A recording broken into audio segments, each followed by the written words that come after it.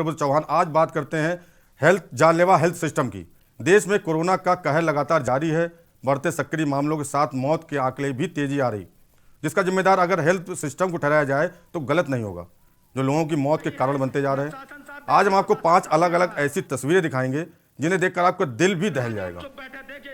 हम आपको पीलीभीत, लखनऊ, अलीगढ़ और कानपुर से वायरल वीडियो दिखाएंगे जो हेल्थ सिस्टम की बदहाली खुद ब खुद बयां कर रहे हैं। अलीगढ़ के थाना क्वारसी इलाके के दीनदयाल कोविड अस्पताल में 23 अप्रैल से भर्ती चल रहे रिटायर्ड पीएस कर्मी की मौत के बाद परिजनों ने जमकर हंगामा काटा। मृतक के परिजन हंगामा काटते हुए कोविड वार्ड तक पहुंच गए और अंदर का वीडियो बनाया। वहीं लखनऊ में फिर सवालों के घेरे में एम्बुलेंस सेवा आ गई। मरीज को स्वास्थ्य मंत्री को आईना दिखाने वाली तस्वीर सामने आई। पीलीभीत जिला चिकित्सालय के कोविड वार्ड के व्यवस्थाओं की पोल खोलता है एक बेटी, जिसकी मां कोविड वार्ड में एक बेड पर मृत अवस्था में पड़ी हुई है, और वह बेटी अपने दुख की चिंता न करते हुए कोविड वार्ड में भर्ती अन्य मरीजों के लिए चिंतित है। इसलिए वो कोविड वार्ड से वीडियो कॉलिंग कर वहां की व्यवस्थाओं का पोल खोल रही है।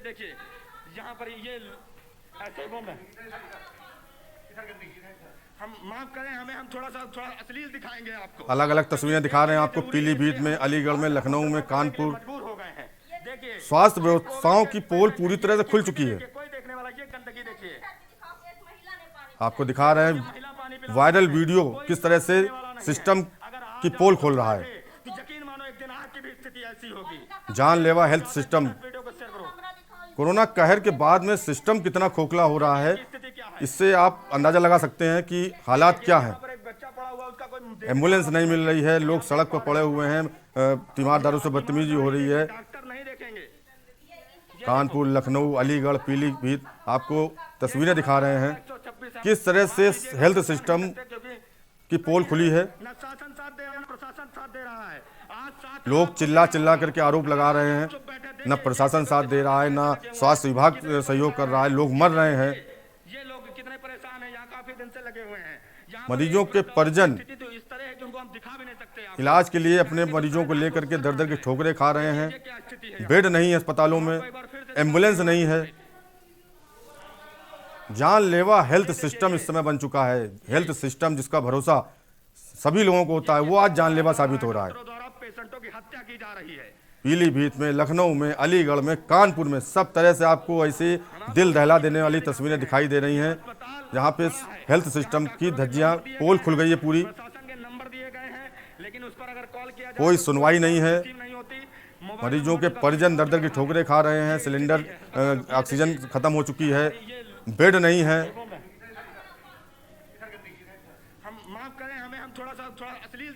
जानलेवा हेल्थ सिस्टम किस तरह से लोगों पर भारी पड़ रहा है, चाहे वो पीलीभीत हो, चाहे लखनऊ हो, चाहे अलीगढ़ हो, चाहे कानपुर हो। ये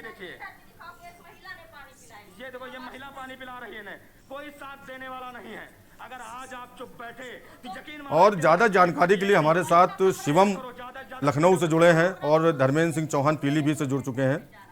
हेल्थ सिस्टम की पोल कैसे खुल रही है हम आपको बताएंगे। पीलीभीत हो, अलीगढ़ हो, लखनऊ हो, कानपुर हो, तस्वीरें बयां कर रही हैं क्या हालत है अस्पतालों में, कोविड सेंटरों में। लोग चीख कर बयां कर रहे हैं अपना दर्द। किस तरह से लोग परेशान हो रहे हैं, लोगों की मौतें हो रही हैं। शिवम, आवाज आ रही है? शिवम, आवाज आ रही है? तो आप लोग उधर देखो, फोन में बैठ जाओ। धर्मेंद्र पीलीभीत से हमारे साथ जुड़े हैं। धर्मेंद्र, आवाज आ रही है? जी सर, आ रही है। ये पीलीभीत में जो तस्वीरें सामने आई हैं, क्या है ये मामला पूरा? क्यों सिस्टम इतना जो है खोखला साबित हो रहा है, क्यों इतनी दिक्कतें आ रही हैं? जी सर, बिल्कुल बता दें आपको। जब कल हम अस्पताल घूमने गए तो वहाँ एक रोती बिलखती एक बेटी बैठी हुई थी, उससे हम जानकारी लेने लगे तो उसका साफ यही कहना था कि जो मेरी माता अंदर एडमिट हैं और उनको जो है कोई इलाज नहीं मिल पा रहा है, गैस की ऑक्सीजन नहीं मिल पा रही है, उन्हें दिक्कत हो रही बहुत ज़्यादा है। फिर तो दूसरी मैंने देखा वहाँ एक और भी जो है महिला बैठी थी, उनकी माता वो बता रही 2 दिन पहले जब जो उन्होंने भर्ती कराया, उसको एडमिट कराया वहाँ पर, तो वहाँ पर ना तो कोई स्टाफ नर्स था, ना ही कोई अन्य व्यक्ति उसे देखने वाला था। तो वहाँ अस्पताल के कर्मचारी ने बोल दिया था कि जो आप जो है खुद अपने मरीज की सेवा वहाँ करें और खुद जाएं। तो वो औरत अपने यहाँ ना उसे पीपी किट दी गई ना कुछ, वो अपनी जान जोखिम में डाल के उसको देखने गई वहां, तो उन्होंने देखा कि उनकी माता ही नहीं, जो अन्य मरीज थे उनकी भी हालत बद से बेहतर थी, और वहां पर कोई देख रेख नहीं था, कोई साफ सफाई नहीं थी, वो जान जोखिम में डाल के। तो उसके बाद में उन्होंने जो वहां से वीडियो बनाते किसी स्टाफ नर्स ने देख लिया, फिर उनका फोन भी छीन लिया गया। तो वो वीडियो मुझे प्राप्त भी हुआ, वो जो मैंने जो मेरे पास है वीडियो, उसको मैंने देखा तो बिल्कुल आंखें में भर आई। तो उसके बाद मैंने जो वहाँ थी स्टोरी, वहाँ अधिकारियों से उनसे जानना चाहा, स्टाफ से जानना चाहा, लेकिन लोगों ने बोलने से इनकार कर दिया। सीमो की बात में सीमो को भी फोन लगाया, फोन नहीं उठाया। सीमस को भी जो ये सीमो है, वो जो कोविड के इंचार्ज हैं, उनको भी फोन लगाया, उन्होंने भी फोन नहीं उठाया, लोगों ने मिलने से इनकार कर दिया। कुल मिला के हेल्थ सिस्टम फेल हो चुका है पूरी तरीके से और मानवीयता खत्म हो गई है। सारिका कानपुर से जुड़ चुकी है हमारे साथ। सारिका, क्या अपडेट है इस समय? कानपुर के हालात भी काफ़ी हद तक खराब हैं। बिल्कुल, कानपुर की बात करें तो कानपुर में भी जो हालात है वो बद से बदतर हो चुके हैं। हॉस्पिटलों की बात करी जाए तो ना ही बेड मिल रहा है, ना ही दवाएं मिल रही हैं, और काला बाजारी तो सरेआम हो रही है। हालांकि अधिकारियों ने मोर्चा संभाला था, धरातल पर उतरे थे, कई छापेमारी करी गई, उसके बाद काला बाजारी रोकने के लिए कई अधिकारियों की ड्यूटी भी लगाई गई, बैठकें भी लगातार जारी है। उद्योग मंत्री सतीश महाना जी लगातार अधिकारियों से संपर्क बनाए हुए हैं। कई हॉस्पिटल ऐसे हैं जहां पर उन्होंने निरीक्षण भी किया है, मौके का जायजा लिया गया है। जहां पर अव्यवस्थाएं पाई गई थी वहां पर व्यवस्थाएं दुरुस्त करने के निर्देश भी दिए गए हैं।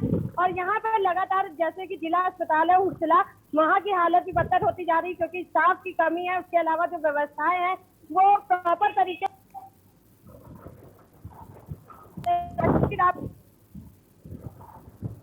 सारिका, आवाज़ कट रही है आपकी। शिवम पांडे हमारे साथ राजधानी लखनऊ से जुड़े हुए। शिवम, आपसे जानना चाहेंगे ताज़ा अपडेट और लापरवाही किस हद तक वहाँ पे हो रही है?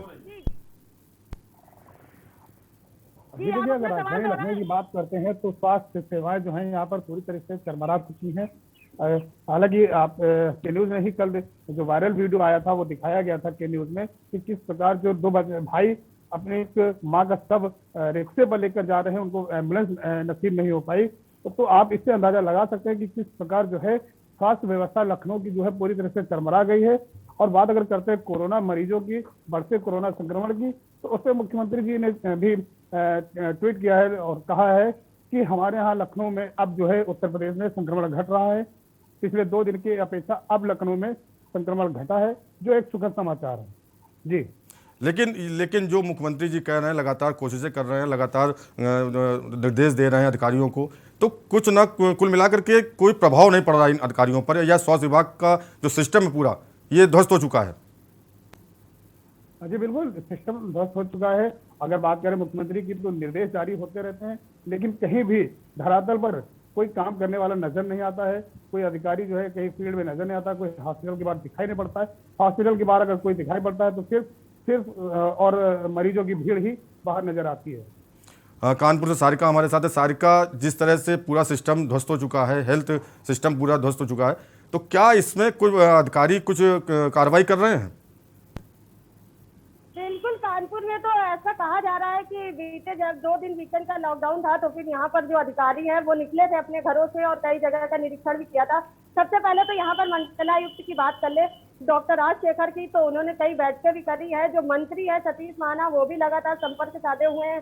वीडियो कॉन्फ्रेंसिंग के जरिए अस्पतालों का निरीक्षण किया जा रहा है। उसके अलावा जो यहाँ के जिला अधिकारी हैं आलोक तिवारी, वो भी निकले थे सीएमओ के साथ, और कई जगह जहाँ पर अव्यवस्थाएं पाई गई थी वहाँ पे व्यवस्थाओं को दुरुस्त करने के आदेश दिए गए। उसके अलावा एक टीम गठित कर दी गई है हॉस्पिटलों के लिए, और लोगों से कहा गया है कि अगर उनको कोई दिक्कत आ रही हो तो फिर वो जो टोल फ्री नंबर है उन पर कॉल कर सकते हैं। अधिकारियों के नंबर कहा गया है कि फ्लैश कर दिए जाए, ताकि अधिकारियों से लोग ज्यादा से ज्यादा अपनी समस्याएं बता सके और उनकी समस्याओं को दूर किया जाए। इसके अलावा ऑक्सीजन की बात करी जाए तो यहाँ पर ऑक्सीजन की कमी भी लगातार सामने आ रही है, लेकिन प्रशासन ने कहा है कि अगर इस तरीके की दिक्कतें हो रही हैं तो फिर डायरेक्ट जो एजेंसियां हैं उनसे संपर्क किया जा सकता है और ऑक्सीजन दी जा सकती है। तो कहीं ना कहीं यहाँ पर जो चरमराई व्यवस्थाएं हैं उनको दुरुस्त करने के लिए अधिकारी निकल पड़े हैं, और अधिकारियों का साफ तौर से ये कहना है कि हम लगे हुए हैं, अगर किसी को कोई दिक्कत आ रही है तो वो उनसे संपर्क कर सकते हैं।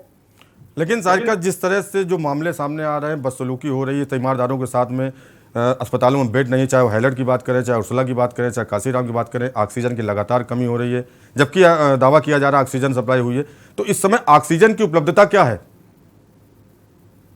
बिल्कुल, अगर यहाँ पर व्यवस्थाओं की बात करी जाए अस्पतालों के, तो अस्पतालों में ना तो बेड है, ना ही एम्बुलेंस गाड़ियां हैं, ना ही स्टाफ है कि डॉक्टर आकर प्रॉपर मरीज को देख सके। उसके अलावा ना ही ऑक्सीजन है, जो है सांस लेने के लिए सबसे ज्यादा जरूरी है। तो सबसे ज्यादा किल्लत यहाँ पर ऑक्सीजन की थी।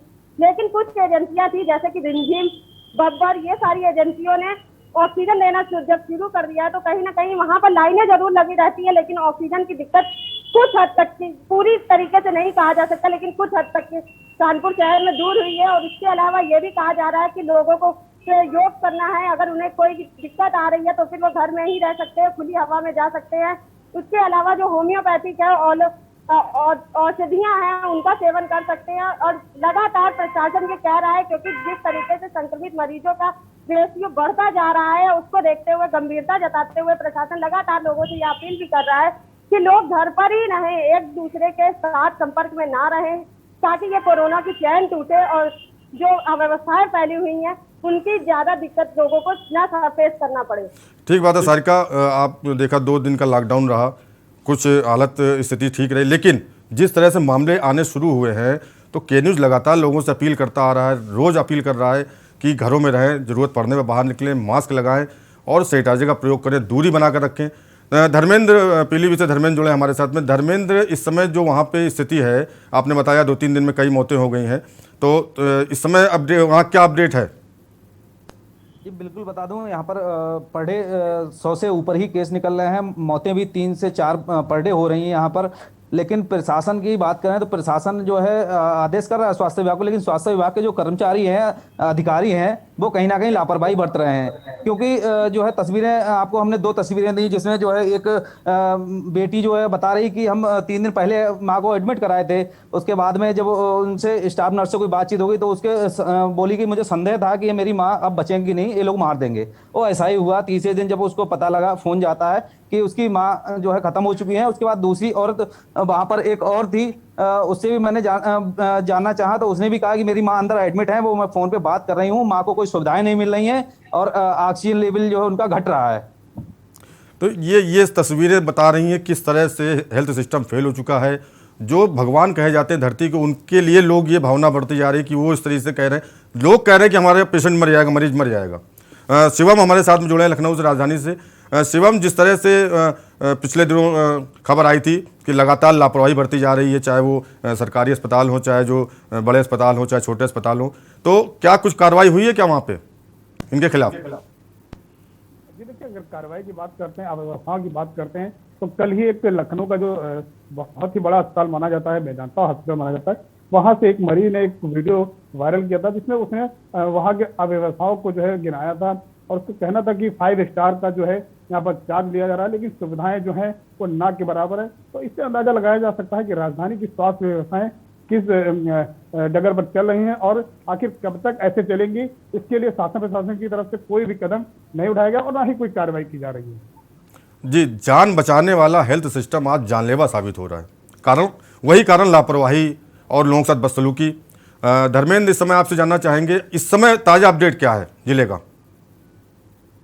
इस समय ताज़ा अपडेट ये है कि जो है अभी कोई व्यवस्थाएं वहां पर लागू नहीं हुई हैं। ये जो तस्वीरें हैं कल की हैं, कोई ज़्यादा खास पुरानी तस्वीर नहीं है, ये कल की तस्वीरें हैं, कल का हकीकत है यहाँ पर। और आज भी 100 से ऊपर मरीज निकले हैं और डेथें भी 2-3 हो गई हैं, लेकिन अभी तक कोई सुधार नहीं है। जी, सारिका कानपुर से हमारी सहयोगी इस समय है। सारिका, जिस तरह से सतीश महाना केंद्रीय मंत्री जो हैं, उसके अलावा और भी लोग जो है अधिकारी सड़कों पर निकले लॉकडाउन के, तो क्या कहीं ना कहीं क्या फर्क पड़ा इनमें स्वास्थ्य विभाग के महकमे में? देखिए, अगर रेशियो की बात करी जाए, आंकड़ों की बात करी जाए, तो कानपुर शहर का आंकड़ा 2000 के पार लगातार सामने आ रहा है। और यही वजह रही है कि बीते दिन जो है वो 2021 मामले सामने आए थे। और उसके अलावा बात करी जाए कि एक अच्छी बात ये रही है कि डिस्चार्ज भी काफी संख्या में लोग हो रहे हैं, ठीक होकर भी काफी संख्या में निकल रहे हैं अस्पतालों से। और जो यहाँ पर मरने वालों का रेशियो है वो भी 16 रहा है बीते दिन। लेकिन यहाँ पर ऑक्सीजन की कमी बताई जा रही थी, तो ऑक्सीजन की कमी किसी हद तक की काबू करी गई है। तो ऑक्सीजन के बिना मरने वालों का जो रेशियो रहा है वो बहुत ही कम रहा है।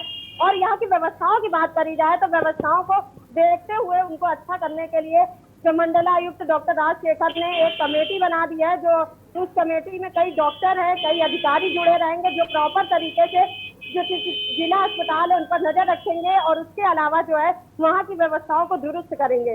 इसके अलावा आपको एक चीज ये भी बता दें कि यहाँ पर अक्सर नजारे देखने को मिल रहे हैं कि मरीजों का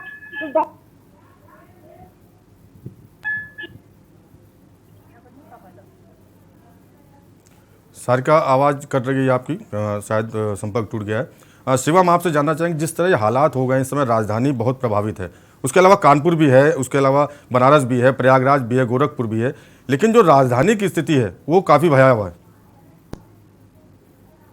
अभी देखिए पूरे देश में कोरोना का संक्रमण जो है फैलता नजर आ रहा है और फैल रहा है। अगर बात करें राजधानी लखनऊ की तो कहीं ना कहीं ये सिस्टम का जो है फेलियर माना जाएगा।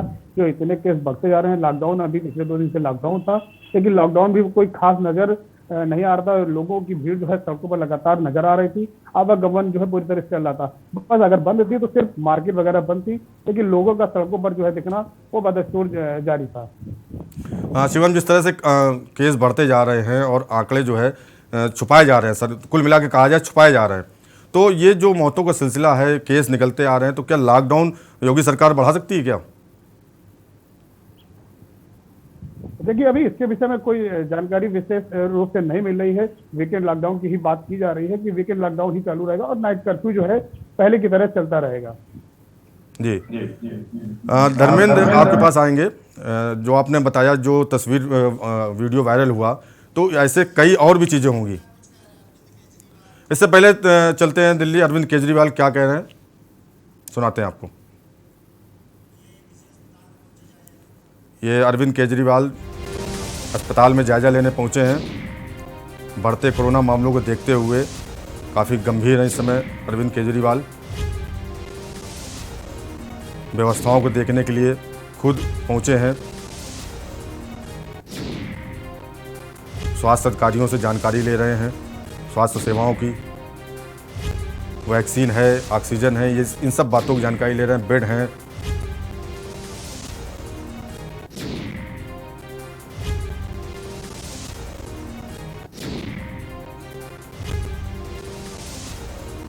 अरविंद केजरीवाल खुद इस समय अस्पताल पहुंचे हैं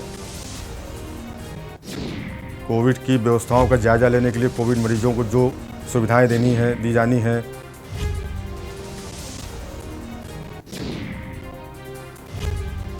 अरविंद केजरीवाल इस समय पहुंचे हैं अस्पताल। दिल्ली के सीएम अरविंद केजरीवाल जायजा ले रहे हैं। डिप्टी सीएम मनीष सिसोदिया भी साथ में है इस समय, दिल्ली के उप मुख्यमंत्री। स्वास्थ्य सेवाओं का, ऑक्सीजन, वैक्सीन, इन सब का जायजा ले रहे हैं, जानकारी ले रहे हैं अरविंद केजरीवाल। स्वास्थ्य विभाग के बड़े अधिकारी भी साथ में हैं, जानकारी दे रहे हैं। सरदार पटेल कोविड सेंटर पहुंचे हैं, आपको बताएं। दिल्ली के मुख्यमंत्री अरविंद केजरीवाल सरदार पटेल कोविड सेंटर का मुआयना कर रहे हैं इस समय। साथ में डिप्टी सीएम भी मौजूद हैं, मनीष सिसोदिया। सभी लोगों से जानकारी ले रहे हैं।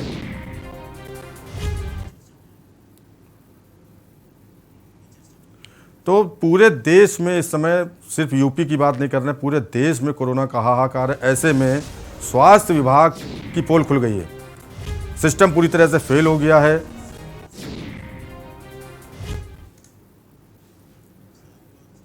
तो देखा आपने, इस समय हमारे साथ कानपुर सहयोगी सारिका हैं साथ में। तो सारिका, इस समय बेहद स्थिति गंभीर है कानपुर की, देखा जाए तो बहुत ज़्यादा नाजुक स्थिति है। बिल्कुल, कानपुर में जो चिकित्सकीय व्यवस्थाएं हैं वो धड़ाम हो चुकी हैं। जो हॉस्पिटल हैं वो पूरी तरीके से अव्यवस्थाओं से लिप्त हो चुके हैं।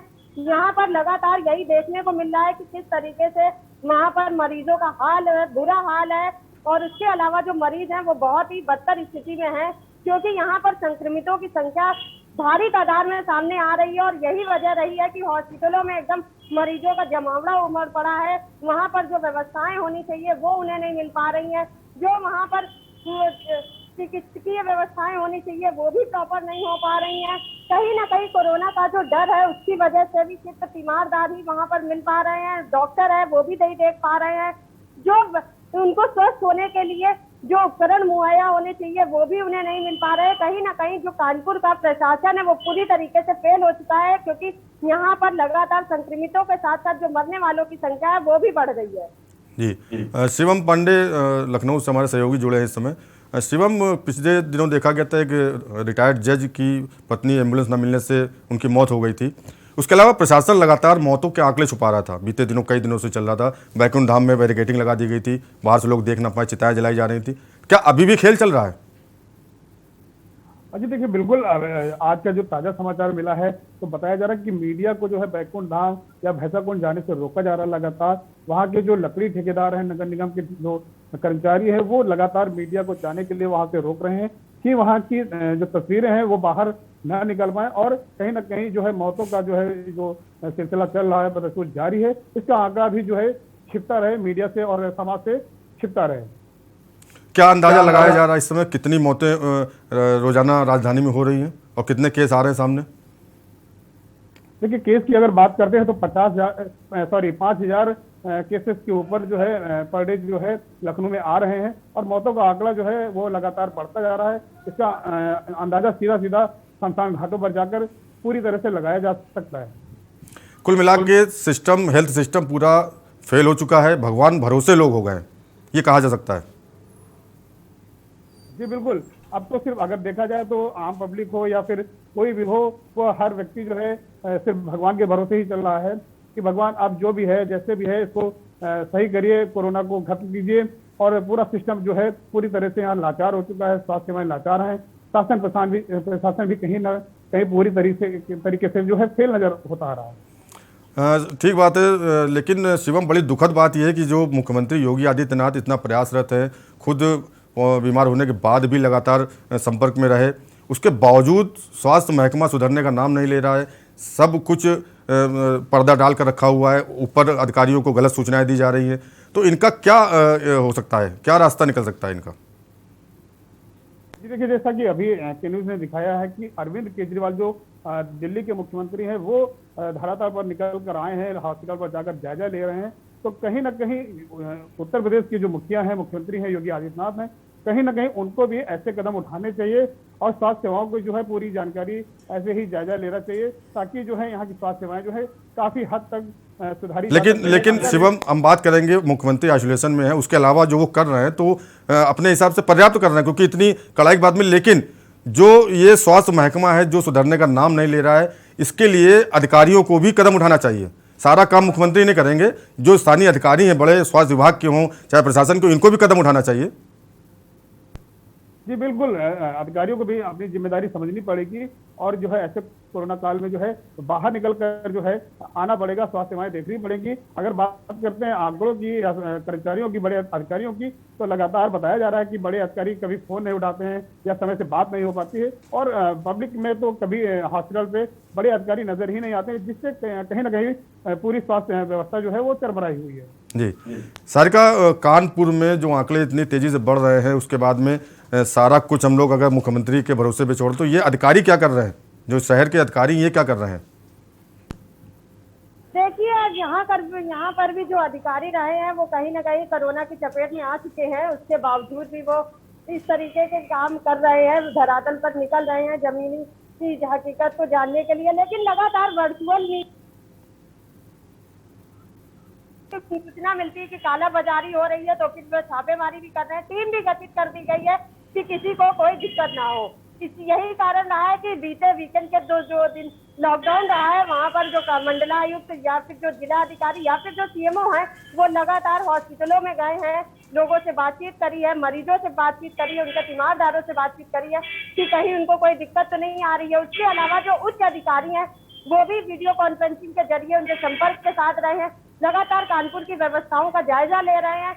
लेकिन बस ये है कि संक्रमितों की संख्या इतनी ज्यादा हो चुकी है और हॉस्पिटल पूरे फुल हो चुके हैं, तो कहीं ना कहीं हॉस्पिटल की लापरवाही सामने आ रही है। जो नजारे हैं वो देखने को मिल रहे हैं कि प्रॉपर तरीके से जो मरीज एडमिट है उनका उपचार नहीं हो पा रहा है। सारिका, वैक्सीन की कमी बहुत ज़्यादा हो गई थी, ऑक्सीजन सिलेंडर कम हो गए थे। इसके अलावा रेमडेसिविर जो जीवन रक्षक इंजेक्शन है उसकी भी कालाबाजारी हो रही थी। तो जो टीम गठित की गई, क्या कोई सफलता मिली, क्या इन पर अंकुश लगा है?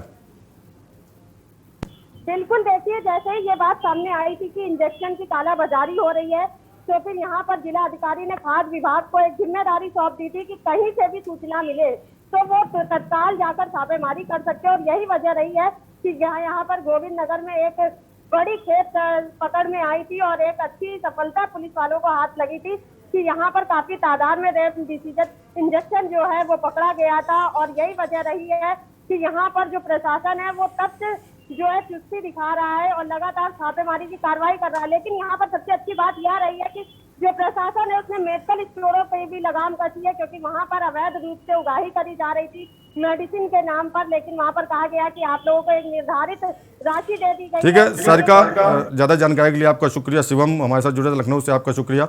आपको बता दें इस समय कोरोना का कहर बढ़ता जा रहा है। इसी बीच लखनऊ से एक बड़ी खबर आ रही है, समाजवादी पार्टी के वरिष्ठ नेता का निधन हो गया है। आपको बता दें सपा के वरिष्ठ नेता जगदेव सिंह यादव का निधन हो गया है। पूर्व मंत्री और यादव महासभा के प्रदेश अध्यक्ष थे जगदेव सिंह। कानपुर में सपा के वरिष्ठ नेता रहे, श्रम बोर्ड के पूर्व चेयरमैन रहे। उनके निधन से सपाहियों में शोक की लहर दौड़ गई है। सपा के दिग्गज नेता माने जाते थे जगदेव सिंह यादव, मुलायम सिंह के काफी करीबी माने जाते थे। यादव महासभा के प्रदेश अध्यक्ष थे, पूर्व मंत्री रहे हैं, कानपुर में सपा के बड़े नेता थे, श्रम बोर्ड के पूर्व चेयरमैन भी रहे हैं। उनका निधन हो गया है। जगदेव सिंह यादव के निधन से सपा कार्यकर्ताओं और पदाधिकारियों में गम का माहौल है। जगदेव यादव पूर्व मंत्री रह चुके हैं, यादव महासभा के प्रदेश अध्यक्ष भी रह चुके हैं। कानपुर में सपा राजनीति में काफ़ी दिनों तक सक्रिय रहे, काफ़ी वरिष्ठ नेताओं में गिनती थी। उनके निधन से सपाइयों में शोक की लहर दौड़ गई है। लखनऊ से आपको बड़ी खबर बता दें, सपा के वरिष्ठ नेता और यादव महासभा के प्रदेश अध्यक्ष जगदेव सिंह यादव जी का निधन हो गया है। जगदेव सिंह यादव सपा में काफ़ी चर्चित थे, लोगों में अच्छी। उनके निधन से सपाइयों में शोक की लहर है। सपा के पूर्व मुख्यमंत्री अखिलेश यादव ने ट्वीट कर जगदेव यादव के निधन पर शोक जताया है। अखिलेश यादव ने ट्वीट कर जगदेव सिंह यादव के निधन पर शोक जताते हुए भगवान से उनकी आत्मा की शांति के लिए प्रार्थना की है। आपको बता दें सपा के कद्दावर नेताओं में गिनती थी और मुलायम सिंह के काफ़ी करीबी थे। कानपुर में सपा के सक्रिय नेता रहे, श्रम बोर्ड के चेयरमैन भी रह चुके हैं, पूर्व मंत्री। सपाइयों में शोक की लहर है उनके निधन से। जगदेव सिंह यादव का काफ़ी बड़ा कद था।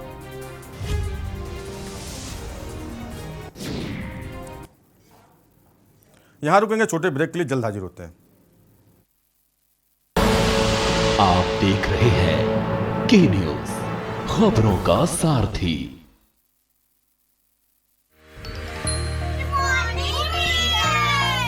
बच्चों तैयार हो जाओ, शुरू करते हैं एक नई गिनती। 1, मास्क लगाएं अब हर एक। 4, इम्यूनिटी बढ़ा के करे कोरोना पे वार। 2, 4, कोरोना की होगी हार, 1 2 3 4 कोरोना की होगी हार। सूचना एवं जनसंपर्क विभाग उत्तर प्रदेश द्वारा जनहित में जारी। खुदी को आजमाया है तो ये अंदाज आया है, खुदी को आजमाया है तो ये अंदाज आया है। तुम में भी मैं हूं, शुद्ध प्लस पान मसाला।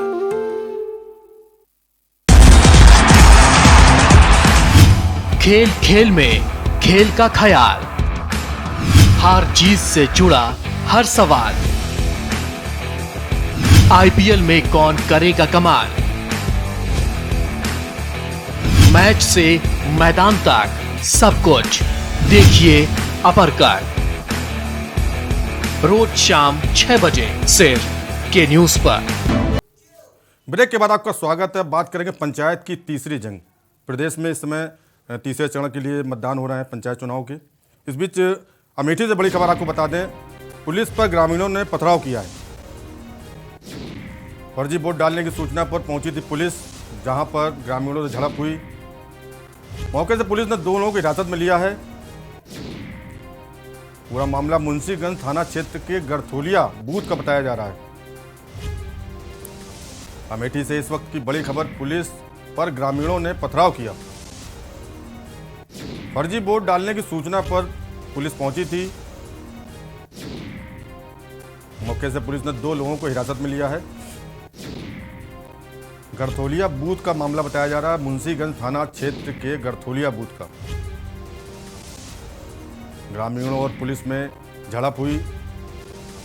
ग्रामीणों ने पुलिस पर पथराव किया। फर्जी वोट डालने की सूचना पुलिस को मिली थी, जिस पर पुलिस फोर्स वहां पहुंचा था। गरथोलिया बूथ में, मुंशीगंज थाने का गरथोलिया बूथ, जहां फर्जी वोटिंग की सूचना पर पुलिस गई, लेकिन वहां ग्रामीणों ने आक्रामक होकर पुलिस टीम पर पथराव कर दिया। फर्जी वोट डालने की सूचना पर पुलिस गरथोलिया पहुंची थी। गरथोलिया बूथ मुंशीगंज थाना क्षेत्र में है। भारी संख्या में भीड़ ने पुलिस पर पथराव कर दिया।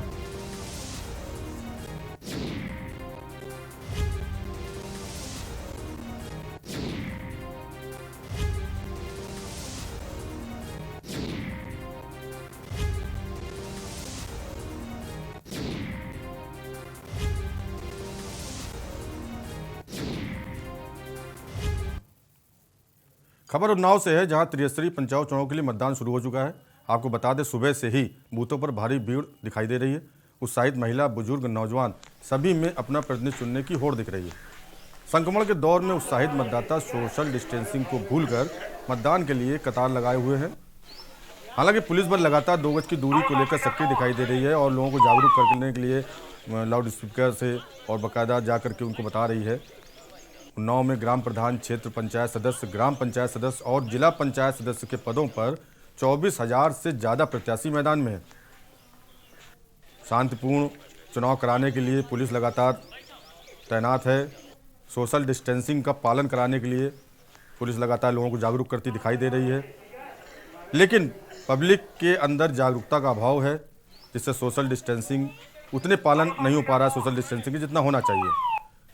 हालांकि पुलिस लगातार प्रयासरत है, लोगों को जाकर मौके पर जाके बूथ पर जाकर के जागरूक कर रही है, मास्क लगाने की हिदायत दे रही है, दूरी बनाकर रखने की हिदायत दे रही है। शांतिपूर्ण मतदान कराने के लिए मुस्तैद है पुलिस। हसनगंज में भी पुलिस बल तैनात है, भारी संख्या में मतदाता उमड़े हुए हैं। अपने अपने जनप्रतिनिधि को प्रधान बनाने के लिए, जिला पंचायत सदस्य बनाने के लिए, क्षेत्र पंचायत सदस्य बनाने के लिए मत का प्रयोग कर रहे हैं।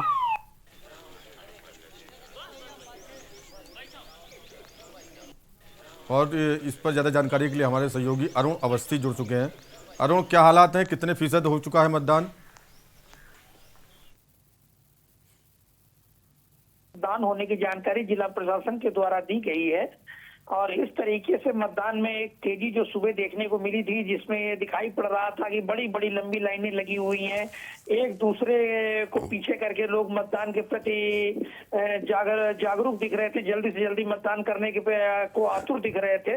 जिसमें कई बार ऐसा भी दिखाई दिया कि सोशल डिस्टेंसिंग की धज्जियां उड़ी, तार तार हुआ सोशल डिस्टेंसिंग। केवल ये उत्साह में ऐसी स्थितियां आ रही थी।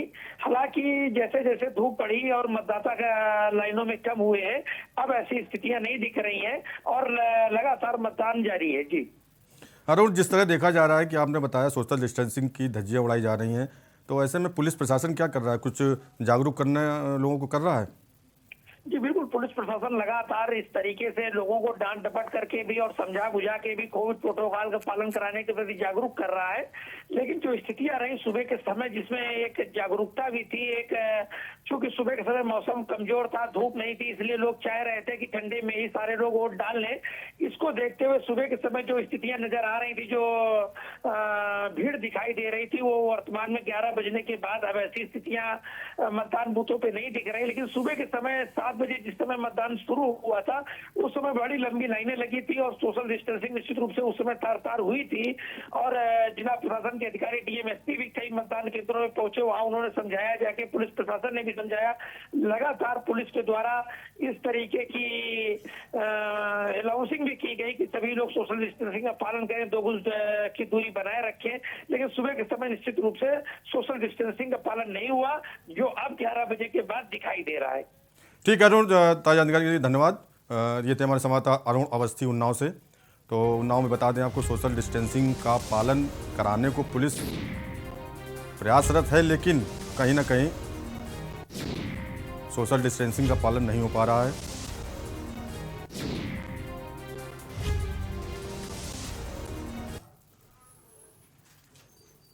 त्रिस्तरीय पंचायत चुनाव के तीसरे चरण के दौरान आज देवरिया जिले में भी भारी सुरक्षा व्यवस्था के बीच मतदान सुबह 7 बजे शुरू हो गया, जहां शाम 6 बजे तक मतदान संपन्न होगा। आज 9 बजे तक 6% मतदान पड़ चुके हैं। राधे जिले में कुल 1185 ग्राम पंचायत हैं, जिसके लिए 1463 मतदान केंद्र बनाए गए हैं। ग्राम प्रधान, बीडीसी, जिला पंचायत सदस्य, ग्राम पंचायत सदस्य के लिए कुल 26,793 उम्मीदवार मैदान में हैं, जिनके भाग्य का फैसला 24,39,461 मतदाता करेंगे। उधर देवरिया जिले में 16 जोनल मजिस्ट्रेट्स, 176 सेक्टर मजिस्ट्रेट के साथ 13,428 पुलिसकर्मी व पीएसी अर्धसैनिक बल तैनात किया गया है।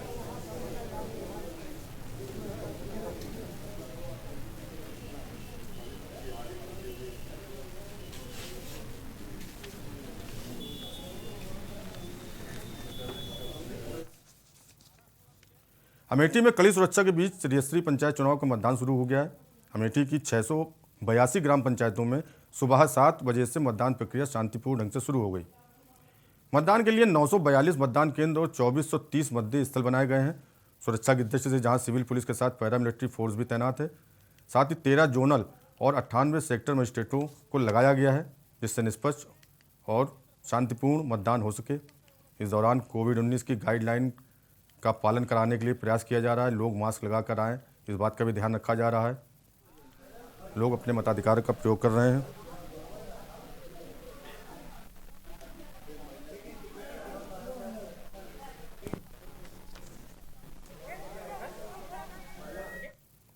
जालौन में तीसरे चरण का त्रिस्तरीय पंचायत चुनाव मतदान शुरू हो गया। सुबह 7 बजे से जनपद के 9 विकासखंड की 574 ग्राम पंचायत, 930 क्षेत्र